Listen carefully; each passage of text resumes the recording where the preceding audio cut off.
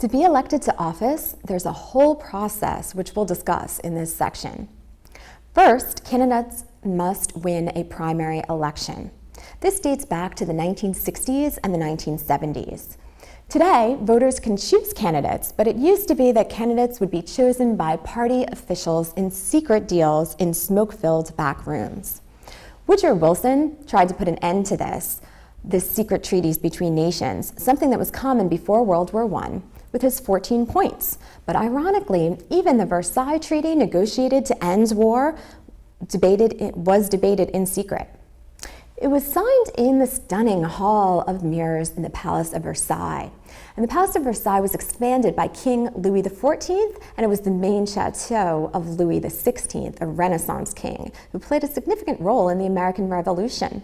This was where Benjamin Franklin was received by Louis XVI in 1778 and promised military support, which proved decisive in the Battle of Yorktown against the British in 1781. And that helped turn the tide of the Revolutionary War. Here in 1871, Germany was proclaimed, and it was here that the peace treaty was signed, blaming Germany for World War I. This was a punitive peace, and it led to World War II. But back to how candidates are chosen. Now nominees are elected in primaries, and if no one wins a primary by a majority of votes, sometimes there's a runoff election. Then, until the candidate is nominated by their parties officially, the candidate is referred to as a presumptive nominee. Some states have closed primaries, which means that party members can vote only for members of their own party. Other states have what's called open primaries, meaning that Republicans can vote for Democrats and Democrats can vote for Republicans. While most Republican primaries are winner takes all, Democratic primaries allot delegates proportionally. If a Democratic candidate gets 35% of the vote, she or he will get 35% of the state's delegates to the National Convention. Some states like Iowa have caucuses instead of primaries.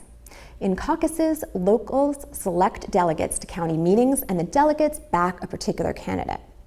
These delegates select a candidate to represent them at a higher level, and then the nominee with the most delegates wins the state. So now let's talk about ballots. What ballots are used to cast votes? About 10,000 polling places, and polling places are where people cast votes, exist across the country. These are often temporarily located in schools or firehouses, for example. All of these have in common the fact that voting is done privately, following the model first introduced in Australia in the 1800s, and so therefore it's known as the Australian secret ballot. A small number of jurisdictions still rely on paper ballots, meaning voters cast their choice by marking a paper ballot with a pen or a pencil and putting it in a ballot box. A little less than a quarter of jurisdictions rely on flipping a lever on a voting machine. About the same amount rely on optical scan voting, where voters fill in a bubble next to the candidate's name and the computer reads the ballots. Punch card ballots were made famous in the 2000 election when ballots not punched all the way through led to miscounts because of the hanging pieces of paper called hanging chads. My jurisdiction uses paper-free electronic voting, where you can just press a button next to the candidate's name and a computer records the vote. Internet voting is being seriously considered and would definitely be more convenient. Arguably, more people would vote because they wouldn't have to leave home or leave work or wait in line to do so. But the problem is that it may be difficult to ensure privacy, and privacy is a right guaranteed in the First Amendment. Registered voters, such as students or members of the armed forces, who will not be in their voting districts on Election Day, can often arrange to vote by absentee ballot. In the U.S., General Election Day for federal public officials is set by law for the first Tuesday after a Monday in November. And this means that the earliest it can occur is on November 2nd, and the very latest it can occur is on November 8th, as it did in 2016. Controversy exists around this law, however, because some people believe that voter turnout would increase if Election Day were not scheduled for a regular workday and prefer that the law change Election Day to a weekend. Voter turnout and the reasons why citizens choose to vote or choose not to vote is discussed in Module 4.2, Political Participation. Elections in which the president is not up for election, those that include candidates running for senator every 6 years or representative every 2 years, are called midterm elections.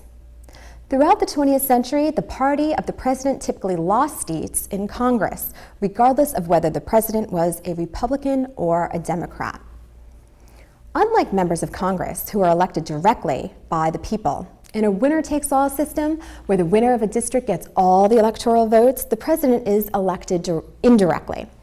The Constitution does not explicitly mention the Electoral College, but it reads that, quote, "Electors shall be appointed equal to a state's number of senators and representatives for the purpose of electing a president."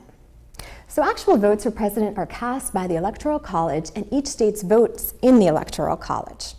There are 435 members in the House and 100 senators, plus Washington, D.C.'s 3 votes. So if you do the math, that totals 538. You divide that by 2, you get 269. So therefore, 270 is the number needed to win a majority.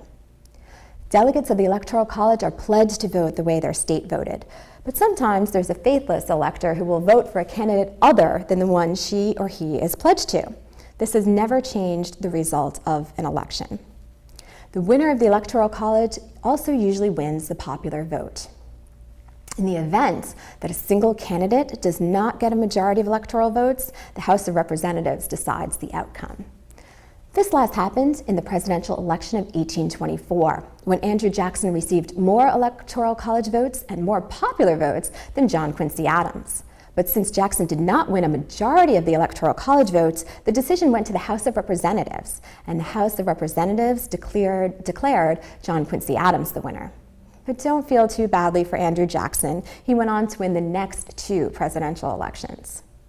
The 2016 presidential election was also unique in that it was another of only 5 examples in total when the winner of the popular vote did not win the Electoral College vote. Let's quickly run through these to sum up this section. In addition to the 1824 and 2016 elections, the 3 others are, in 1876, Rutherford B. Hayes won the election by a margin of just 1 Electoral College vote. So despite losing the popular vote to Samuel J. Tilden, he became president.